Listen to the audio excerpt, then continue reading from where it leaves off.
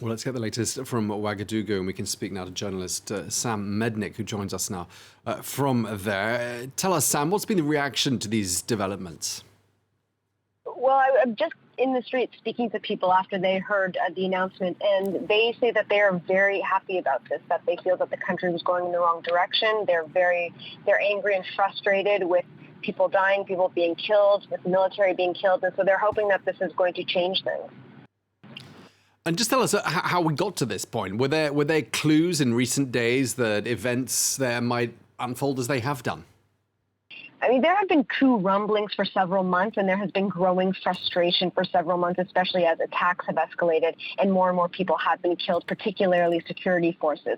So no one could definitely say, yes, this is going to happen, but there was more talk of it and more frustration among the civilians, more protests, weekly, but then also more frustration and anger among the military.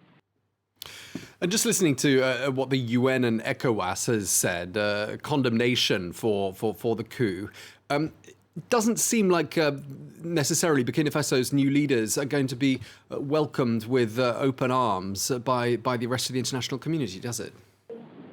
It doesn't seem like that, and I think from some of the people involved in the coup who I've spoken to, I think that they know that. They know that they weren't going to be welcomed by the international community, that this wasn't going to necessarily be condoned, but felt that it was necessary to go ahead with it anyways. And is there a feeling this is going to actually change something in the immediate term with regards to the battle against jihadists?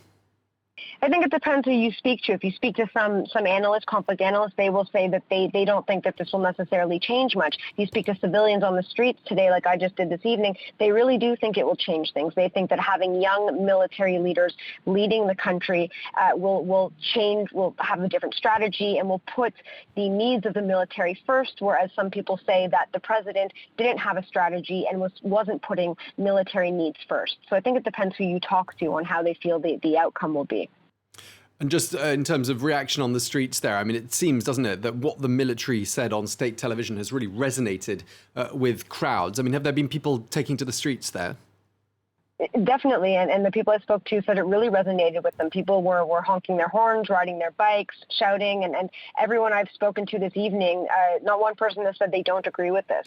They are really, really in favor of this and really are hoping that it will bring change.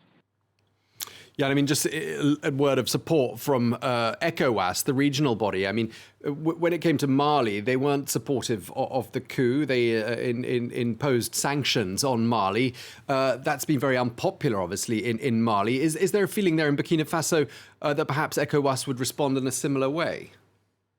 I think people are expecting that. The ones I spoke to tonight said they were expecting ECOWAS to respond in a similar way and impose sanctions. But they were angry, they were protesting on Saturday in support with their Malian neighbors against the sanctions that ECOWAS had imposed on them. So I think they say that they're expecting this, but they're obviously not happy about it. But they feel that this is necessary because they said that they have not lived through such a horrible period in their lives as they have in the past 5-6 years.